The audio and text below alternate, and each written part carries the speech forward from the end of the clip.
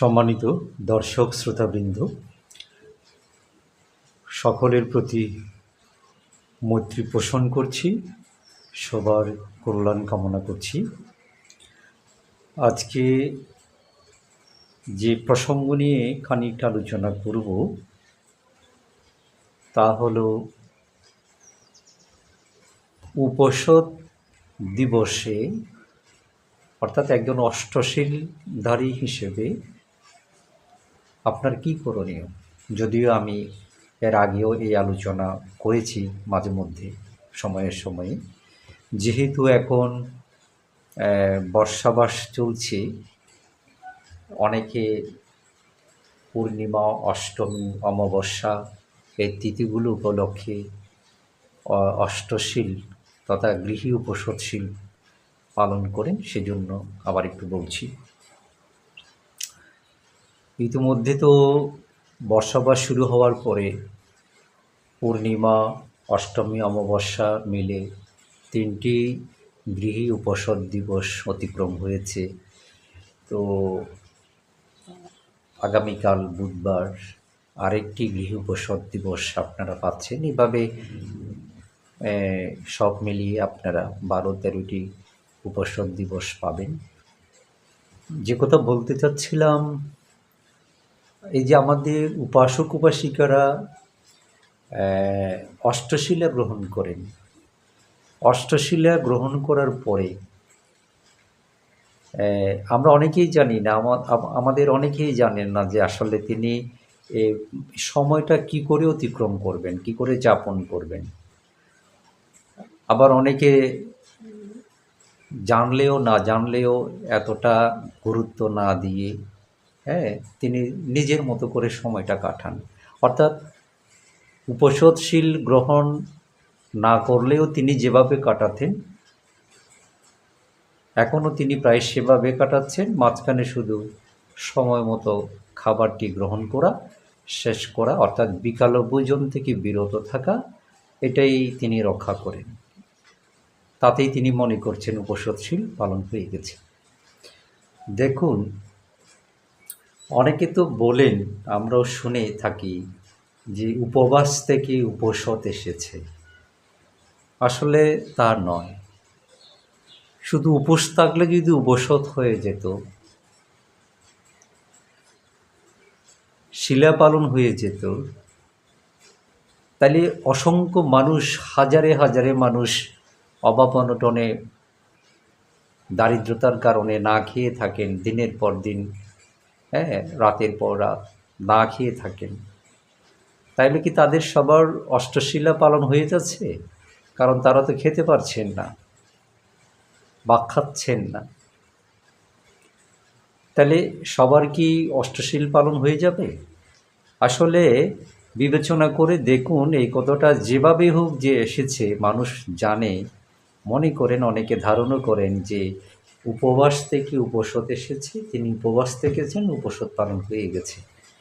বিবেচনা করতে হবে। সেটা হচ্ছে, অষ্টশীলা নিলেন মানে কি? সেদিন আপনি ব্রহ্মচর্য ব্রত নিয়েছেন, ব্রহ্মচর্য জীবনযাপন করবেন। গৃহীদের আবার ব্রহ্মচর্য, আপনি যেদিন অষ্টশীলা গ্রহণ করেছেন না, সেদিন আপনি ব্রহ্মচারী। আপনি ব্রহ্মচর্য জীবনযাপন করার জন্যে আপনি ব্রত নিয়েছেন, অধিষ্ঠান করেছেন।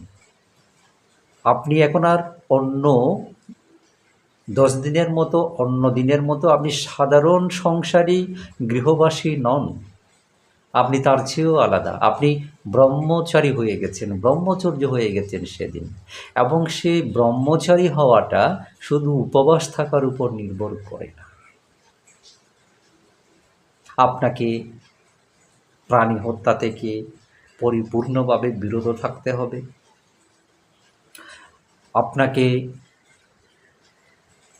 সজ্ঞানে কিংবা অজ্ঞানে যে কোনো ধরনের অদত্ত বস্তু যা আপনার নয় তা গ্রহণ থেকে বা চুরি করা থেকে বিরত থাকতে হবে।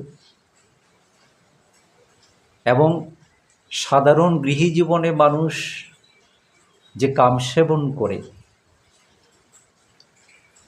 সেটা কিন্তু আপনি গৃহী হওয়ার পরেও, যখন আপনি অষ্টশীলধারী ব্রহ্মচর্য পালন করছেন, ব্রহ্মচারী মাত্রেই সেই কাম সেবন থেকে বিরত থাকতে হয়, এটা নিয়ম। এবং আপনি গৃহী হওয়ার পরেও, সংসারী হওয়ার পরেও, বাড়ি ঘরে থাকার পরেও আপনি অষ্টশীলধারী হিসেবে সে কাম সেবন থেকে আপনাকে বিরত থাকতে হবে। শুধু তা নয়, চিন্তা ভাবনা থেকেও আপনাকে বিরত থাকতে হবে। আপনি ব্রহ্মচর্য নিয়েছেন, যতক্ষণের জন্য হোক না কেন।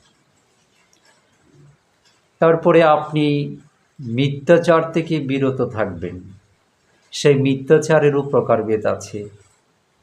আমরা মিথ্যা কথা বলতে যেটা বুঝি, মানে আমি মিথ্যা বলবো না, এর যে আরও কিছু বিস্তর ব্যাখ্যা আছে, ডালপালা আছে, আমরা এগুলোকে সেভাবে দেখি না।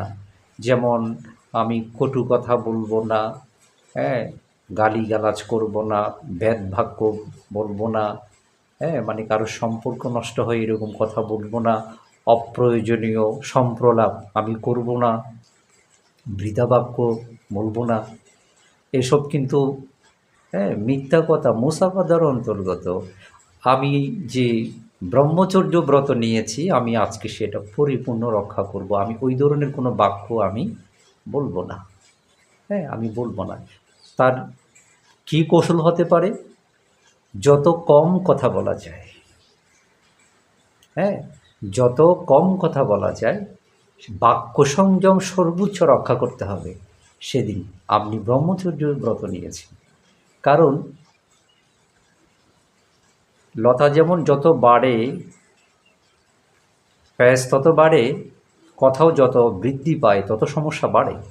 আপনি চাইলেও না চাইলেও অনেক ধরনের বাক্য চলে আসবে, কথা চলে আসবে। সেখান থেকে রক্ষা পেতে হলে একটাই উপায়, কৌশল, যতটা পারেন কম কথা বলতে হবে, বাক্য সংযম। আপনি ব্রহ্মচর্য নিয়েছেন। মাদক সেবন থেকে পরিপূর্ণভাবে বিরত। আপনি যে এমনকি মানুষ যে ধূমপান করে, এ সময়ের ধূমপানগুলো কি ওখানে বিভিন্ন মাদক থাকে না, সংমিশ্রণ থাকে না? থাকে তো। আপনি সে ধূমপান পর্যন্ত ত্যাগ করুন। আপনি আজকে ব্রহ্মচর্য নিয়েছেন। আমার কথা শুনে অনেকে হয়তো বলবেন, অনেক ভিক্ষুরাও তো ধূমপান নেন, এটা তারা নিজের খেয়াল দোষে, এটা নেওয়া উচিত নয়। ধূমপান থেকে বিরত থাকা অবশ্যই উচিত। ব্রহ্মচারীকে তো মোটেও মানায় না, খুবই অশোভনীয়। আমিও আপনার কথার সাথে একমত, কিন্তু যারা মানছেন না, কি করা যায়? এটা তাদের দায়।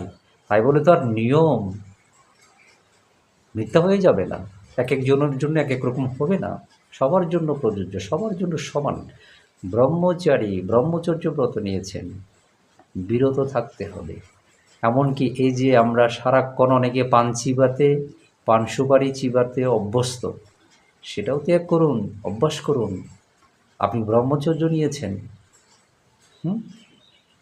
তারপরে এই যে অবেলায় ভোজন করা, সে অবেলায় ভোজন থেকে বিরত থাকতে হবে।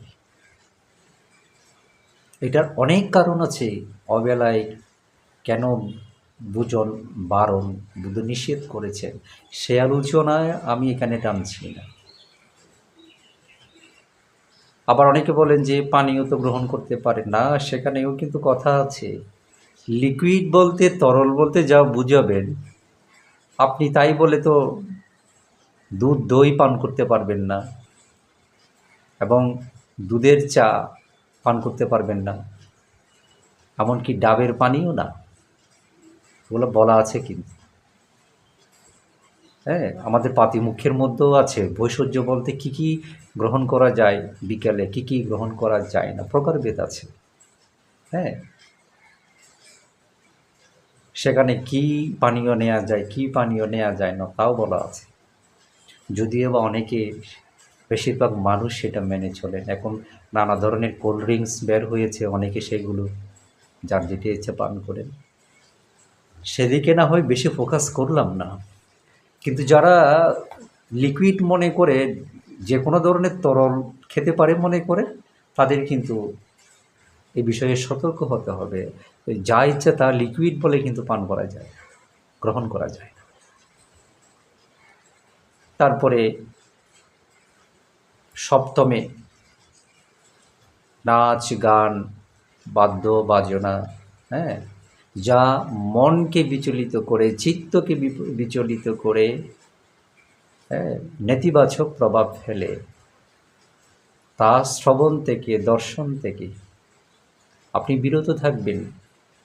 এছাড়াও আপনি সুগন্ধি ব্যবহার করবেন না, মাল্য ব্যবহার করবেন না, হ্যাঁ, সুগন্ধি জাতীয় কোনো লেপনই আপনি লেপন করবেন না, মাখাবেন না। কেন? ইন্দ্রিয় সংযমের যে শিক্ষা ব্রহ্মচারীদের, আপনি ভেবে দেখুন, ইন্দ্রিয়গুলো কখন অসংযত হয়, কোন কোন দ্বার দিয়ে হয়? চক্ষুন্দ্রিয়, নাসিকা ইন্দ্রিয়, হ্যাঁ, শ্রোতা ইন্দ্রিয় কান, শ্রোতা ইন্দ্রিয়, জিহ্বা, জিহ্বা ইন্দ্রিয়, ত্বক বা চামড়া, হ্যাঁ, স্পর্শজনিত কারণ। এই যে ইন্দ্রিয়গুলো না, এই দ্বারগুলো দিয়েই কিন্তু আমরা যখন রসদ গ্রহণ করি, উপাদান গ্রহণ করি, তখন আমাদের চিত্ত এটার প্রতিক্রিয়া দেখায়, এর প্রভাব মনের উপরে পড়ে। সে কারণে এসব না করা মানে কি? ইন্দ্রিয় সংযম। আপনি যত ইন্দ্রিয় সংযম রাখবে, তত আপনি নিখুঁতভাবে ব্রহ্মচর্য আপনি পালন করতে পারবেন। এবং আরও নানান কারণে এগুলাকে ব্রহ্মচারীদের জন্য বারণ করা হয়েছে। তারপরে যে উচ্চাশয় শয়ন, মহাশয়ন, মহাশয়ন বলতে যেটা বোঝানো হয়, সেটা হচ্ছে আমরা যে অনেকে একেবারে অনেক নরম কোমল বড় বড় অনেক গদি গদি একেবারে বিলাসবহুল ল্যাপ তোষক ব্যবহার করি না, এগুলো মহাশয়ন। ব্রহ্মচারীকে এগুলো ত্যাগ করতে হয়। ব্রহ্মচারী তো সেদিন তিনি সাধনা মগ্ন থাকবেন, কায়মনো বাক্যে তিনি সংযম জীবনযাপন করবেন, প্রয়োজনের বাইরে ভোগ বিলাস তিনি পরিত্যাগ করবেন, যাতে তার ব্রহ্মচর্য জীবনের শীল সমাধি পালনে ব্যাঘাত না ঘটে। এখন আপনি সপ্তাহে একদিনের জন্যে বা যেদিন আপনি চাচ্ছেন সেদিনের জন্য একজন গৃহী আপনি ব্রহ্মচর্য ব্রত নিয়েছেন, আপনি ব্রহ্মচারিণী সেদিনের জন্যে। আপনি আর সাধারণ গৃহী নন, আপনি সাধারণ নরনারী নন, আপনি ব্রহ্মচারিণী হয়ে গেছেন সেদিন। আপনি সেই ব্রহ্মচর্য জীবন ব্রত পালন করার জন্য স্বেচ্ছায় আপনি প্রতিষ্ঠান করেছেন। আপনাকে তো মানতে হবে, পুণ্য যদি চান। এটা গেল। দ্বিতীয়ত, আপনি অষ্টশীলা নিলেন, পেট পুরে খেলেন প্রতিদিনের ন্যায়, লম্বা ঘুম দিলেন, অথবা আড্ডা মেতে উঠলেন, অথবা মোবাইল নিয়ে বসে গেলেন, টেলিভিশনের সামনে বসে গেলেন, ঘোরাফেরা করছেন, হাট বাজার করছেন, আপনি স্বাভাবিক প্রতিদিন যা করছেন তাই করছেন আপনি। ওখানে তফাৎ হলো শুধু আপনি বিকাল ভোজন করেন না। না, আপনি ব্রহ্মচারী হিসেবে সেদিন ব্রহ্মচর্য যেহেতু ব্রত নিয়েছেন, আপনাকে ওই সাধারণ জীবনযাপনে প্রতিদিন যা করতেন এগুলি সাধ্যমতো ত্যাগ করতে হবে, সাধ্যমতো আপনাকে ত্যাগ করতে হবে। আপনি অষ্টশীলা গ্রহণ করেছেন, আপনি সময় মতো ভোজন করবেন, তারপর হুট করে ঘুমিয়ে না পড়ে আপনি পায়চারি করুন কিছুক্ষণ। সংক্রমণ যদি নাও বুঝেন, আপনি পায়চারি করুন। তারপরে আপনি কিছুক্ষণের জন্য না ঘুমিয়ে কিন্তু আপনি বিশ্রাম করেন। হ্যাঁ, আপনি শরীরে যদি একটু ঝিমুঝিমু ভাব আসে, আলস্যতন্দ্রা আসে, আপনি পায়চারি করুন, আপনি একটু বিশ্রাম করুন। আপনি কিছুক্ষণ সেদিন যে ধ্যানে আপনি অভ্যস্ত ধ্যান করুন, সমত কিংবা বিদর্শন ধ্যান করুন। আপনি যদি তাও না পারেন বা সেগুলির পাশাপাশি ত্রিপিটকের যে কোনো খণ্ড আপনি পড়ুন কিছুক্ষণ। এইভাবে আপনার দিনটাকে আপনি অতিবাহিত করেন। যতটা সম্ভব এগুলি করে কায় মনোবাক্যকে আপনি সর্বোচ্চ সংযম রাখার চেষ্টা করেন। আপনি মনে রাখবেন সেদিন আপনি ব্রহ্মচারী, আপনি ব্রহ্মচারিণী। আপনি সাধারণের মতো সেদিন আচরণ করতে পারেন না। হুম তারপরে আপনি যথাসময়ে রাত্রে ঘুমাবেন। সকালে উঠে অনেকে মনে করেন যতক্ষণ না আমি অষ্টশীলা ত্যাগ করছি, পঞ্চশীলা গ্রহণ করছি, কিছু খেতে পারবো না। না, অরুণোদয়ের পরে আমরা ভিক্ষু শ্রামণরা যেমন অরুণোদয়ের পর থেকে 12টার আগ পর্যন্ত আমরা যে কোনো খাবার গ্রহণ করি, আপনিও গৃহী উপোষণশীল গ্রহণকারী ধারী হিসেবে আপনিও কিন্তু সেই পরের দিন অরুণোদয় হয়ে গেলে, হ্যাঁ, আপনি বিশেষ করে আমাদের 5টা 5:30টায় তো সূর্যোদয় হয়ে যায়। এরপরে আপনিও কিন্তু সকালে নাস্তা বা ভাত যার যেটা অভ্যাস আপনি গ্রহণ করতে পারেন, কোনো অসুবিধে নেই। সারা রাত আপনি না খেয়ে থেকেছিলেন, উপোস থেকেছিলেন। তারপরে আপনি সকালে সময় মতো যা খেতে আপনি অভ্যস্ত গ্রহণ করবেন। তারপরে আপনি যতক্ষণে আপনি অষ্টশীলা পরিত্যাগ করেন, পঞ্চশীলা গ্রহণ করেন, তারপরে বিহারে আসবেন, করবেন।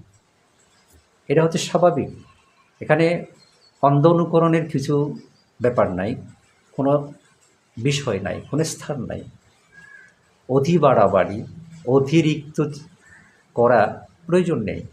আপনি স্বাভাবিক জীবনযাপন করুন, কিন্তু আপনি সাধারণের মতো সেদিন নয়। আপনি ব্রহ্মচারিণীর মতো আপনাকে সেই সময়টা পার করতে হবে। আজকে আর অনেক বিষয় কথা এনে এই ভিডিওতে আলোচনায় কলেবর আর বাড়াতে চাই না। আমার যেটা মনে হয়েছে, আমি তো অনেকটা সিলেক্টিভ নির্বাচন করে প্রসঙ্গ আমি কথাগুলো বলি, ভিডিওগুলো করি। তো আপনাদের যদি কারো কোনো প্রসঙ্গ নিয়ে মনে করে যে আলোচনা হওয়া দরকার, জানাবেন। বা যে বিষয় নিয়ে আলোচনা করেছি সেখানে যদি কোনো কিছু জানার থাকে আপনারা প্রশ্ন করবেন, মন্তব্য করবেন। আমি আমার জানা থাকলে জ্ঞানত আমি উত্তর দেওয়ার চেষ্টা করব। তো আমার কথাগুলো শুনবার জন্যে সবাইকে অনেক কৃতজ্ঞতা জানাচ্ছি। সবাই ভালো থাকবেন, সুস্থ থাকবেন।